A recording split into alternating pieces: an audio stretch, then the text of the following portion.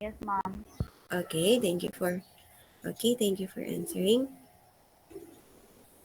So again, these are the components of the healthcare delivery system according to Executive Order number 119, Section 3. Okay, so this executive order actually discussed the role and the primary function of the Department of Health. This is the Department of Health mandate. Okay, so the DOH class, according to this executive order, shall be responsible for the following. Number one, we have the formulation and development of national health policies, guidelines, standards, and manual of operations for health services and programs. Okay, aside from that, the DOH is also responsible for the issuance of rules and regulations, licenses and accreditations, promulgation of national health standards, goals, priorities, and indicators, as the development of special health programs, and also uh, its primary function is to promote, to protect, to preserve, or restore the health of the people. Okay, the primary function of the Department of Health. Again, promotion, protection, or restoration of the health of the people, provision and delivery of health services, and through the regulation and encouragement of providers of health goods and services. Okay, so what is the vision of the Department of Health? Health as a right, health for all Filipinos by the year 2000, and health in the hands of the people by the year 2020. Okay, kasi itong executive order na ito, it's in the 1900s pa. So yung goal nila is health for all Filipinos by the year 2000 and health in the hands of the people by the year 2020. I don't know if it is achieved if wala lang pandemic. I know that this will achieve. Okay, if this has already been achieved if si COVID hindi lang pumasok this year 2020. Okay, I know there are many government institution that is helping the people in need, especially sa mga nasa hospitals. We have the Malasakit Center. We also have the Amping. Okay, these are the government institutions that you can run to if nangangailangan kayo. Okay? Um, Dito sa Johnson, kung saan yung aking hometown, meron din kaming Malasakit Center dito. They are very helpful, especially sa mga people na nagda-dialysis, even sa COVID patients. Lumalabas yung mga COVID patients na zero balance, walang binabayaran. It's because the DOH is at hand and then prepared ang government for the budget of this type of illness. Okay, and then again, we have malasakit centers that you can run to in case nalalakihan ka pa rin sa bayan. They will help you. Malaking tulong na lun. They may not fully pay your um, your bill sa hospital, but they will help you a lot.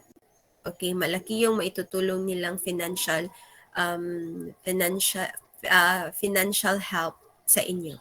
Okay, your financial burden during the billing, mababawasan yan if you go to Malasakit Center. And we also have the Philippine Health Insurance. Although maraming issues, but although maraming issues ngayon ang PhilHealth, but if you have that PhilHealth, if member ka and you're active payer, malaking tulong din yung PhilHealth. Okay, so we have actually, I have a friend na um, 300,000 yung bill niya kasi nag-positive siya sa COVID, and then sa private hospital siya nagpa-admit. You can only you can only have zero balance if doon ka sa government hospital nagpa-admit kapag nag-positive ka sa COVID. But if nasa private institution kasi hindi ka matutulungan ng Malasakit Center. Malasakit Center is only good for those admitted in the government hospital. If nasa private ka, I think you can go sa Amping. Yan yung Malasakit Center ng mga private hospital, yung Amping na center. I think yan yung pagkakaalam ko. They will also help you. Okay? So yun siya, hindi siya nag-ask ng tulong other NGOs and also government institutions kasi mayaman naman yung friend ko, kayang-kaya niya yun. Yung bill niya is 300,000 but meron yung PhilHealth, an active payer din siya. Wala siyang other HMO, wala siya yung MaxiCare and other life insurance. May PhilHealth lang siya. So, yung 300,000 niya na bill, almost 300,000, naging 198 na lang ata. So, parang nakasave siya ng around 100,000. PhilHealth alone. How much more if lumapit pa siya sa other institutions? We also have PCSO. It's non-government organization. Pwede kayong matulungan. Marami actually tutulong kapag mag-ask ka lang ng help sa kanila. Yun lang, pipila ka ng mataas. Kasi hindi lang naman ikaw yung pumipila for help, asking for help. Meron. But if you're patient enough, you can actually release from that, get freed from that financial burden. Okay, so that is why health is the DOH is really doing their best to make health for all Filipinos. Okay, if not because of the pandemic, achieve na ito siya. Okay, so what are the missions of the Department of Health? Okay, so this is in partnership with the people to ensure equity, quality, and access to healthcare. If wala silang partnership sa people, then hindi din to mangyayari ang mission. Okay, if hindi nakikipag-cooperate ang Pilipino, hindi mangyayari ang mission ng DOH. If hindi man lang din tayo makikinig. Okay, so the missions are by making services available, maging sino ka man, mayaman ka man o mahirap, health for all talaga dapat. So, these health services should be made available to everyone. Okay, for the general public. Okay, by arousing community awareness, that is why we have different awareness programs conducted by the different DOH personnels, especially in the far-flung areas. By mobilizing resources, by promoting the means to better health. Okay, yan yung mission ng DOH. Ayun yung next. Bakit? Ayun. Okay, so we have different levels of healthcare facilities. So number 1, we have the primary level of healthcare facilities.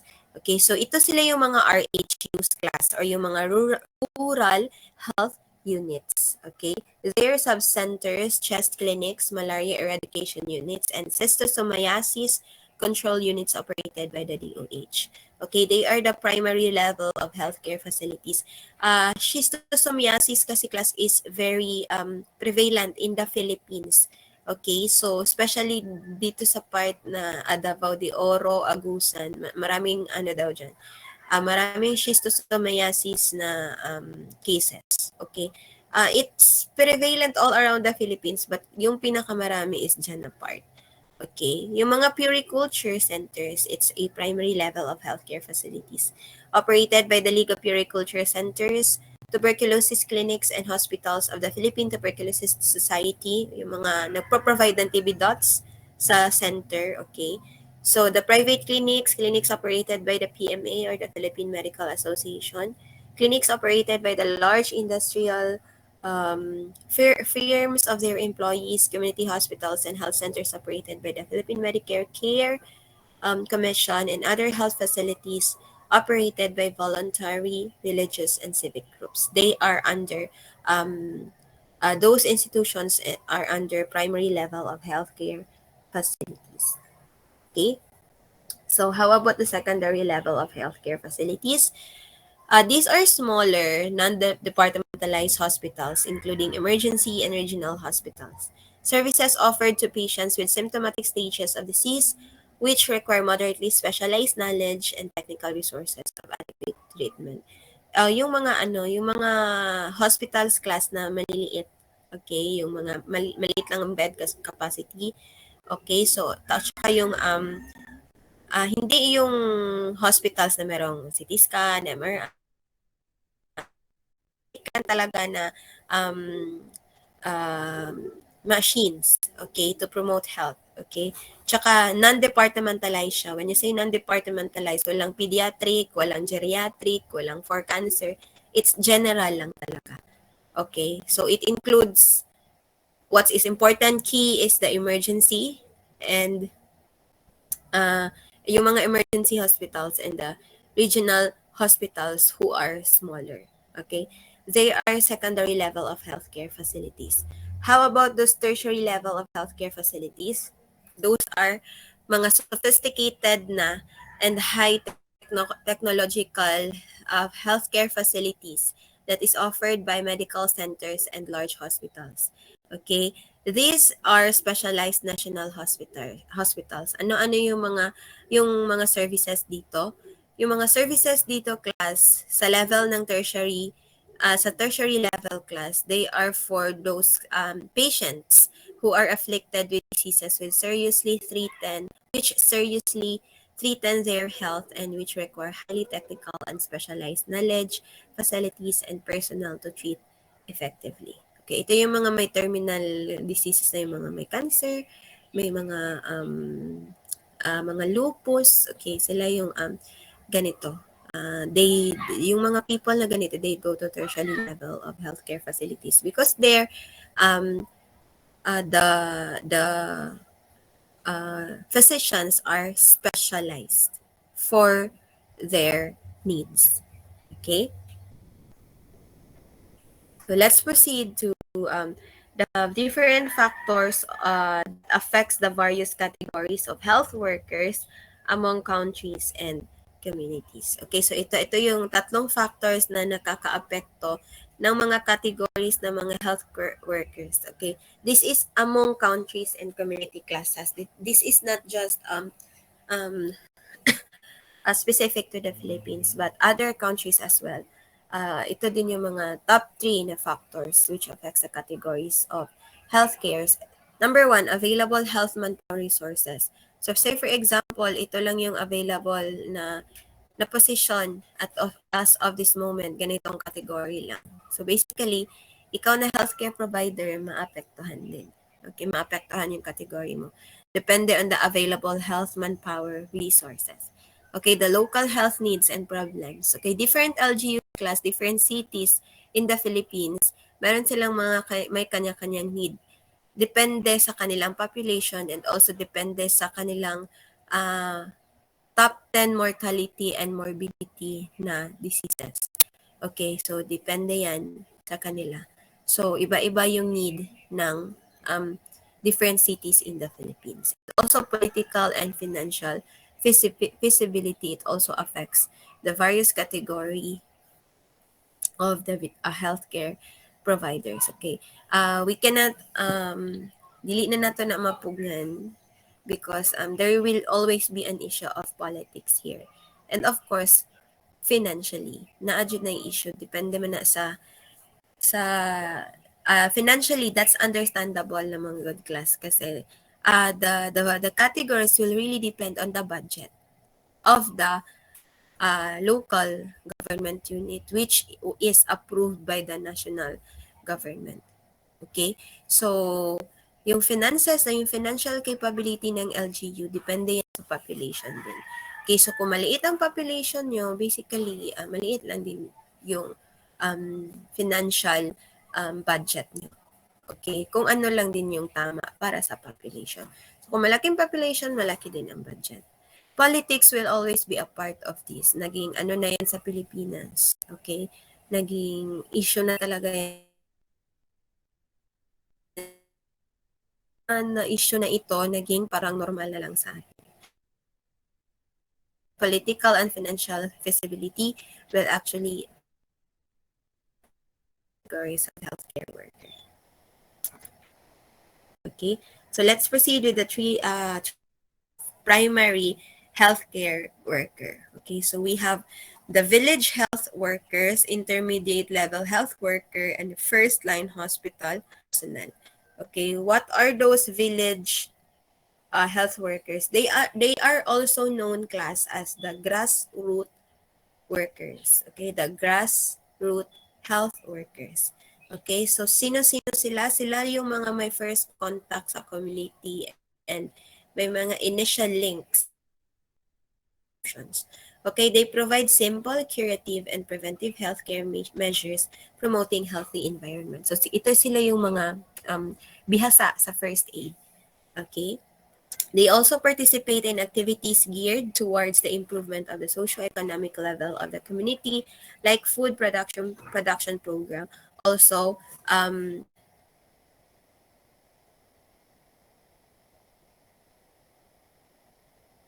ito mga grassroots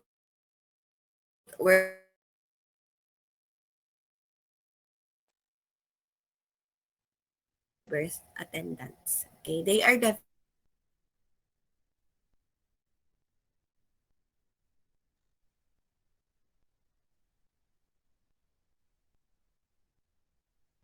village or the grassroots.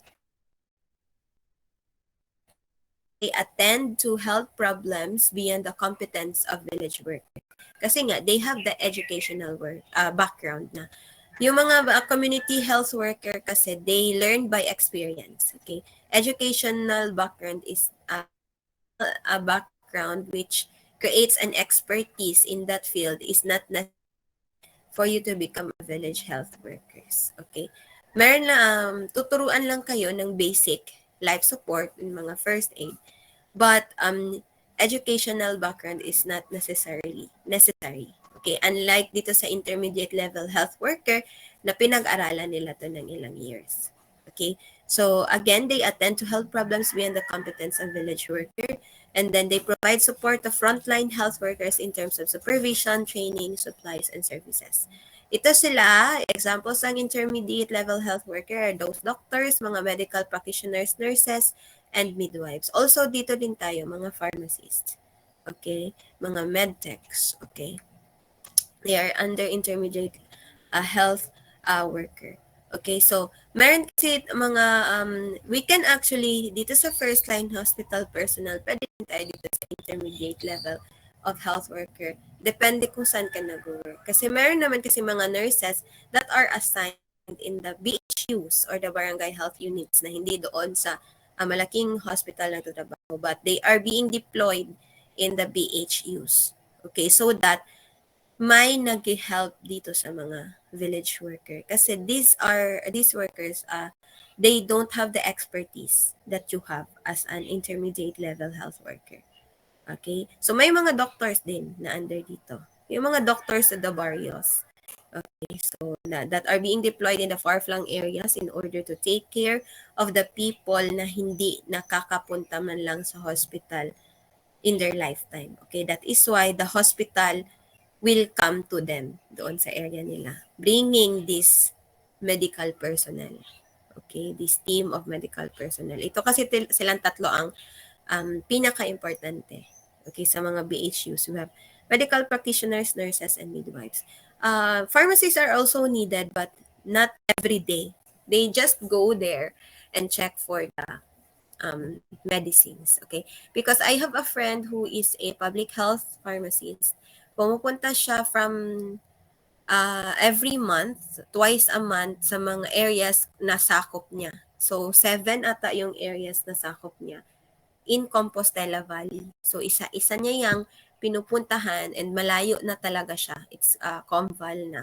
Malayo siya. I think 6 to 7 areas ang sakop niya. So, my friend needs to go to that BHUs and RHUs in once or twice a month to check for the medicines. Kung meron pa ba, kung mag-inventory na siya, kung need niya na ba i-replenish yung kanyang mga gamot. Nagdadala ng mga gamot kapag nagre-replenish na. Okay? And then we have the first line hospital personnel. So the first line hospital personnel are those a staff that provides backup health services for cases that require hospitalization. They establish close contact with intermediate level health workers or village healthcare workers. And ito yung mga consultant na or mga physicians with specialty, nurses, dentists, pharmacists, and other healthcare professionals who are expert on this field. Okay, so again, these are the different levels of primary health worker. We have village health workers, intermediate level health worker, and first line hospital personnel. Okay, so we're down to our last two slides na class. Okay, last two slides na yun siya. We still have 5 minutes. Okay, so what is the National Health Plan according to NIAIS in the year 1995? The National Health Plan is the blueprint which is followed by the Department of Health. It defines the country's health problems, policies, trusts, strategies, and targets. Ano-ano ba yung mga policies, trust, and strategies, okay, that is mandated by the Department of Health. Okay? So, meron tayong mga policies, trust, and strategies which are commonly important. So, ito yan sila, yung nasa screen nyo. Okay, we have the information, education, and communication programs will be implemented to raise the awareness of the public, including policymakers, program planners, and decision makers. Okay, so an update of the legislative agenda for HNFP or the Health, Nutrition, and Family Planning, and stronger advocacy for pending NFP related legislations will be pursued. Okay, integration of efforts in the health, nutrition, and family planning sector to maximize resources in the delivery of services through the establishments or of coordinative mechanisms at both the national and local levels. Okay, the partnership between the public and the private sectors will be strengthened and institutionalized to effectively utilize and monitor private resources for the sector, and enhancement of the status and role of women as program beneficiaries and program implementers will be pursued to enable them to substantially participate in the development process. Okay, so these are the policies, trust, and strategies of the Department of Health under the National Health Plan. Okay, so I think we are done. This will be your homework. Are you still there? Yes, ma'am. Kindly send me the attendance for this week, okay, for this meeting. Okay, this will be your homework. So expect talaga class that you have a homework every meeting natin kasi we only meet once a week. Okay? And I don't give assignments. My previous students know this. I don't give assignments kung pwede lang. That will be made during the weekend. That is why your deadline will be this Friday, January 28, 2022. Kasi ayokong meron kayong iisip